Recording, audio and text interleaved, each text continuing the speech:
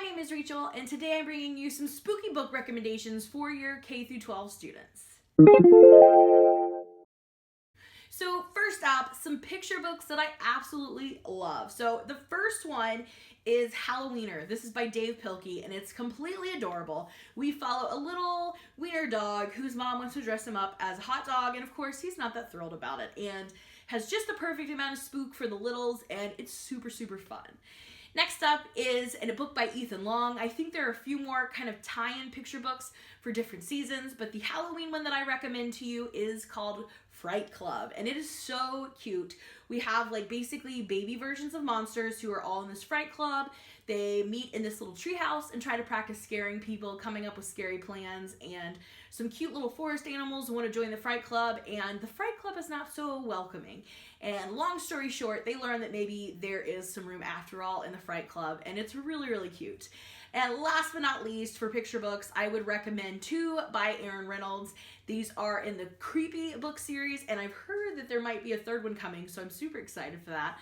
The first one is called Creepy Carrots, and the second one is called A Creepy Pair of Underwear. A Creepy Pair of Underwear is probably my favorite, and they're absolutely hilarious and funny and a little bit spooky, and your kids will just absolutely love them, so definitely check them out. So next up, I have some middle grade titles that I think that your students may really like. First up is Nightmares. This is by Jason Siegel and Kristen Miller.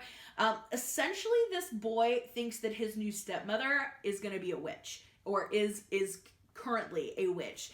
And while he is trying to discover whether this is true or not, he does stumble into kind of a nightmare land, and we get to explore that a little bit. So perfect amount of creepy, but also a little bit heartwarming as well. So perfect for those middle grade readers. Also perfect for a younger age range. We usually definitely keep this in our middle school. That is Shadow House. This is by Dan Pawlowski, and this is the first book in the series.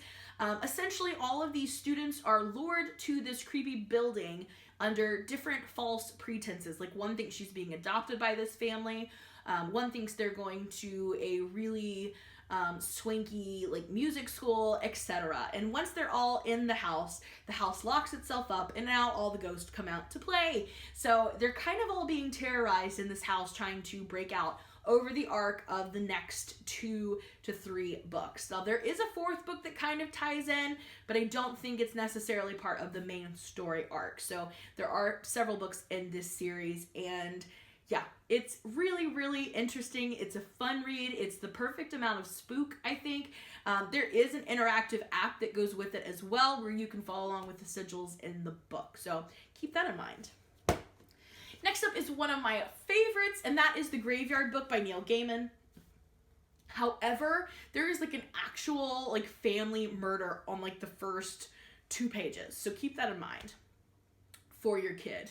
But essentially, just what I said, this man comes in and murders this entire family, except for the small baby, who manages to escape into a local graveyard.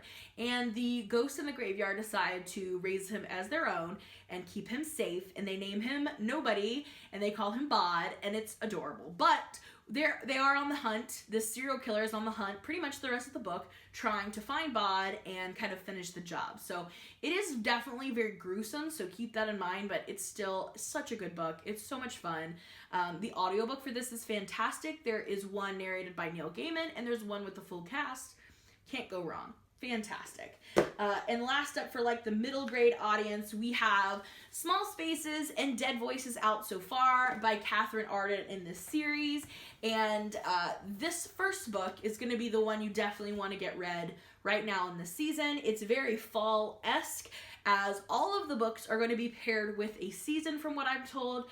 But this one, you can see the school bus, and you can see the creepy scarecrows in the background that play a part. Essentially, our main character has found this diary of somebody who lived in the area, and it's very like spooky and menacing. And when they go on a field trip to a local farm, things start sounding familiar from that book that she's discovered. And yeah, then the scarecrows come to life when their bus breaks down on the way home, and it gets pretty spooky. In the next book, Dead Voices, this one is the winter book. They are isolated in a newly renovated like ski lodge up in the mountains, and they get snowed in, of course, and it's, again, very spooky. I really, really enjoy these. I think they're a lot of fun. So next up, we have The House of Furies by Madeline Rowe. This one is kind of a historical spooky book. I think this takes place in the early 1800s. Let me check before I say that. Yes, so we're, I think, in 1810. In this book, we have a woman who is kind of not doing so well. She needs money. She needs a place to live. And here comes this lady who says, you can come work for us at this house with our master and get money as basically, I think she's like cleaning lady, or she works in the kitchen, something like that. She's going to be part of the household of the swanky house. And I don't remember if he's just inviting guests or if it's like a hotel, but other people are coming to stay at this kind of swanky hotel as well, and they start go missing. And we discover that Mr. Morningside, creepy name, who owns the house, is not exactly what he seems in the beginning. So again, creepy. This is a series. I have not continued with it yet, but I hope to, and I think this would be perfect for this season. And then next up, getting more into the high school range, we have Asylum. This is also by Madeline Rowe, and this is a series as well. I have read all the books in the series. I think they're just a lot of fun. Essentially, throughout the whole series, we're following this group of students who has signed up for a summer college experience, a program over the summer, and they are staying in a dorm which used to be an asylum.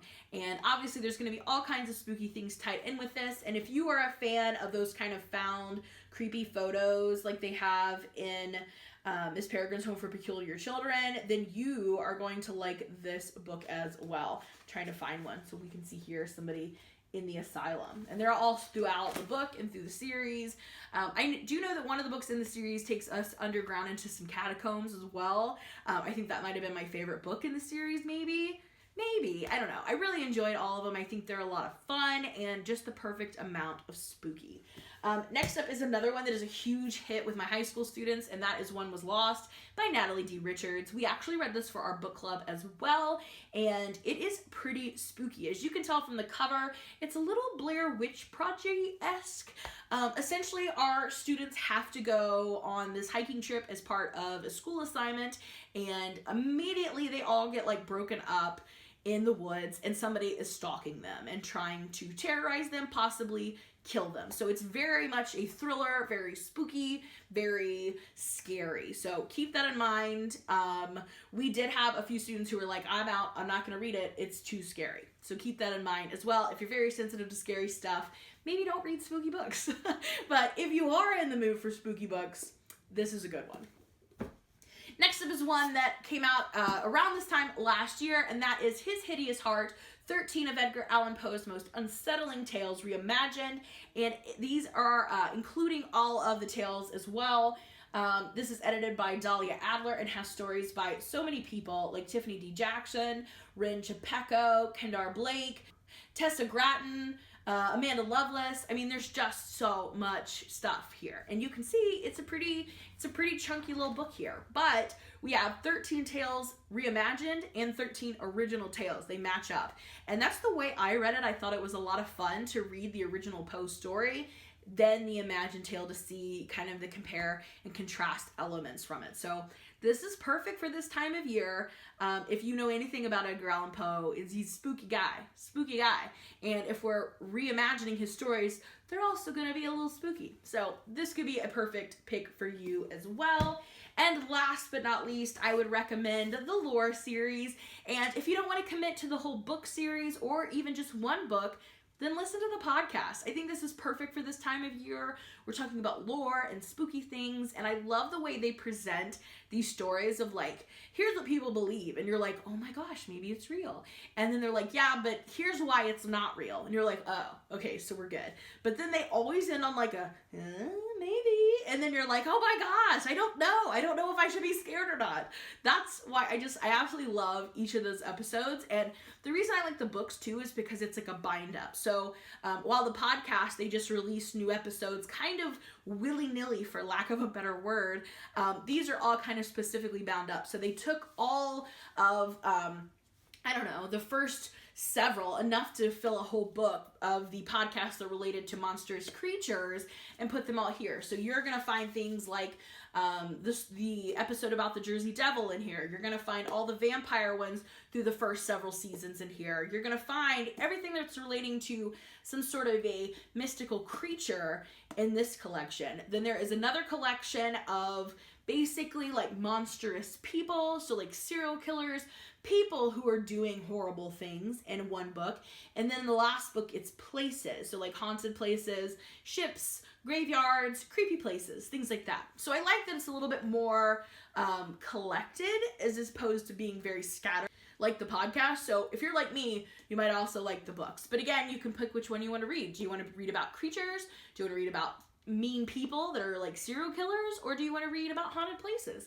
You get to pick. These are absolutely perfect for this time of year. I usually pick one and reread it like every fall.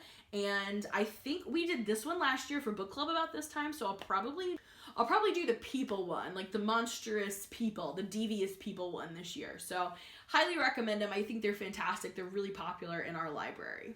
And then quickly, some that I'm hoping to get to soon and maybe can recommend to you next year when I try this video again. First up is the one I'm currently reading, and it's called Don't Turn Out the Lights by Jonathan Mabry. And this is actually a tribute to Alvin Swart's Scary Stories to Tell in the Dark, which is super popular. I thought about adding it into this video, but like, why even recommend it when everybody already knows about it and reads it all the time? But anyway, this has so many short stories in it. Some of the people who've added stories in here are Jonathan Ozier, Christopher Golden, we have Josh Mallerman, we have Madeline Rowe, who I recommended twice over here, Margaret Stoll, Brenna Yevanoff, R.L. Stein, Brendan Reichs, Cami Garcia, just to name a few. I mean, there's a whole bunch of them. There's so many stories in this. The scariest one that I've read so far was about, it's called Tag Your It by N.R. Lambert. And essentially they have like, they call it something else, but it's kind of like Instagram, and you get tagged in an initial picture, and then they basically follow you around all day long, posting pictures of a creepy doll in all the places you've just been. So I have my McDonald's coffee right here, so obviously I was at McDonald's this morning. So then they would post a picture of me, no, not of me. They would post a picture of the creepy doll at McDonald's right after I left. So they're like stalking you through the day, and then the last picture that anybody sees of you is of like you being like startled awake in the middle of the night. It's such a creepy story. I was terrified of that one, I have to say. The other one, let's see, what's the one I just finished? The one I just finished was Brain Spiders. Look how creepy that picture is. Oh my gosh. So creepy. But anyway, I'm almost done with this one, so hopefully you'll be able to see this next year in my recommendations video, even though technically you're seeing it in this year's video. But keep this in mind, this book just came out. It's a brand new release. I believe it just came out either this past Tuesday or the Tuesday before, so keep that in mind for your reading. Some books I want to get to soon. First up is Ghost Squad by Claribel A. Ortega. I have heard such great things about this, and this is such a fun cover. I absolutely love it. I also want to read The Forgotten Girl by India Hill Brown. I've had this one on my list for a while. I believe I bought it last year at the book fair, and I just haven't gotten a chance to get to it. I also want to read The Jumbies. I have been hearing such amazing things about this series. It's by Tracy Baptiste.